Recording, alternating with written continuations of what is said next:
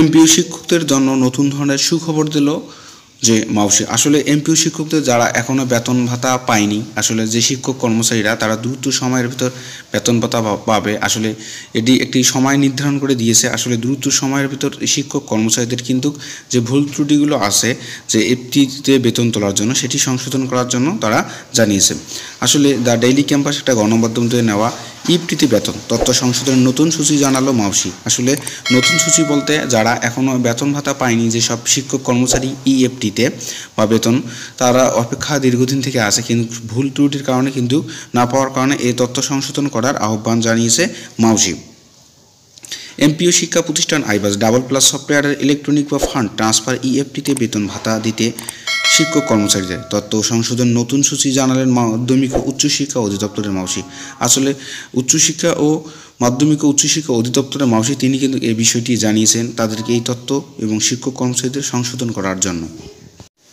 মাউসি উপপরিচালক সাধারণ প্রশাসন মোহাম্মদ শাহজাহান স্বাক্ষরিত এক চিঠিতে বিষয়টি জানানো হয়েছে। আসলে যে এক চিঠিতে যে সাধারণ প্রশাসন যে শাহজাহান তিনি কিন্তু স্বাক্ষরিত এক চিঠিতে বিষয়টি জানিয়েছেন যে ইএফটিতে শিক্ষকদের এবং কর্মচারীদের বেতন।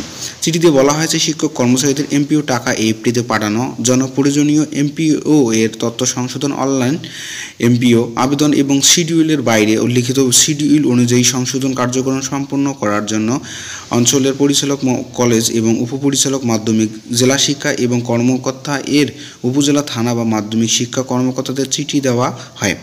নিম্নে বর্ণিত শিডিউল মোতাবেক সংশোধন কার্যক্রম সম্পন্ন করার জন্য অঞ্চলের পরিচালক, উপপরিচালক, জেলা শিক্ষা কর্মকর্তা এর উপজেলা থানা মাধ্যমিক এবং শিক্ষা কর্মকর্তাদের বলা হয়েছে। আসলে এই ইএফটিতে যে টাকা দেওয়ার কথা ছিল বা এমপিও যে সংশোধন করার জন্য আহ্বান জানিয়ে যে স্কুল, কলেজ এবং মাধ্যমিক বা জেলা উপজেলা যে অঞ্চলের শিক্ষা পরিচালক মোহাম্মদ উপপরিচালক আছে তাদেরকে কিন্তু এটি সংশোধন করার আহ্বান জানিয়েছে এবং চিঠিও পাঠিয়ে দিয়েছে। চিঠিতে আরও তথ্য অনুযায়ী স্কুলের ক্ষেত্রে শিক্ষা প্রতিষ্ঠান প্রধানরা 20 মার্চের মধ্যে তথ্য অনলাইনে আপলোড এবং হার্ড কপি জমা দিতে পারবে। আসলে শিক্ষা প্রতিষ্ঠান যারা আছে স্কুল এবং তারা কিন্তু 20 মার্চের মধ্যে তথ্য অনলাইনে সংশোধন করতে পারবে এবং হার্ড কপিও দিতে পারবে।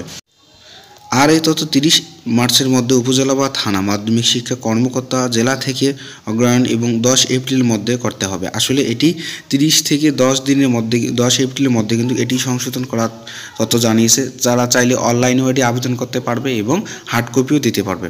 আঞ্চলিক পরিচালক অফিস থেকে 20 এপ্রিলের মধ্যে অগ্রহায়ণ আর মাউসি এবং অধিদপ্তরের সংশ্লিষ্ট শাখা থেকে 27 এপ্রিলের মধ্যে অনুমোদন করতে হবে। আসলে মাউসি যে সংশ্লিষ্ট অফিস আছে সেখান থেকে 27 এপ্রিলের মধ্যে অনুমোদন করবে এই তথ্য। অপরদিকে কলেজের ক্ষেত্রে প্রতিষ্ঠান প্রধান আবেদন করতে পারবে 20 মার্চের মধ্যে। আঞ্চলিক পরিচালক থেকে এ তথ্য অগ্রহায়ণ হবে 20 এপ্রিলের মধ্যে আর মাউসি অধিদপ্তর সংশ্লিষ্ট শাখা অনুমোদন দেবে 27 এপ্রিলের মধ্যে। আসলে তাদের এই তথ্য কিন্তু দ্রুত সময়ের ভেতর নেবে এবং 20 এপ্রিলে তাদের এই তথ্য সংশোধন করতে হবে এবং বা যে উপপরিচালক বা শিক্ষা প্রতিষ্ঠানের প্রধান আছে তাকে দিতে হবে। তারা এই তথ্য পাঠিয়ে দেবে শিক্ষা প্রতিষ্ঠানে এবং চাইলে অনলাইনেও আবেদন করাটা সবচেয়ে বেটার। আবেদন করার সাথে সাথে কিন্তু 27 এপ্রিলের মধ্যে তাদের এই অনুমোদন সংশ্লিষ্টটি আসবে অধিদপ্তর থেকে, সেটি জানিয়েছে। তাই এখন পর্যন্ত যারা এই তথ্য সংশোধন করেনি দ্রুত সময়ের ভিতর সংশোধন করে নেওয়ার জন্য আহ্বান জানা হলো। ভালো থাকবেন, সুস্থ থাকবেন।